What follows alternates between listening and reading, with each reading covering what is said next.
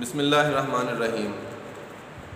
اگلا سوال ایک دوست کی طرف سے پوچھا گیا تھا کہ بعض دفعہ سر ہم پروگرام وغیرہ سن رہے ہوتے ہیں، کوئی اسلامی پروگرام، تو اس میں کوئی حدیث کا ریفرنس لکھ لیا جاتا ہے کاغذ پینسل لے کے، یا کوئی قرآنی آیت کا ترجمہ لکھ لیا جاتا ہے۔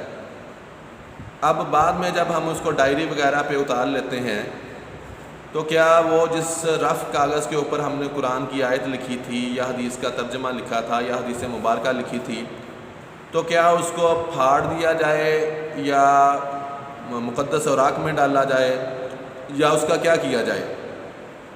دیکھیں، سب سے پہلے یہاں پہ بات عرض کرتا چلوں کہ اگر آپ نے کوئی ایسا کاغذ لکھا ہے جس کے اوپر آپ نے قرآن پاک کی آیت یا حدیث مبارکہ کا ترجمہ لکھا ہے، تو کوشش کریں کہ آپ اس کو پھاڑیں نہ، کیونکہ اگر آپ اس آیت کو پھاڑیں گے، بے شک آپ نے رف پہ لکھا ہے تو وہ بے ادبی میں شمار ہوگا، اور بے ادبی سے بچنا چاہیے، کیونکہ ہمیشہ با ادب با مراد اور بے ادب بے نصیب آپ جانتے ہیں۔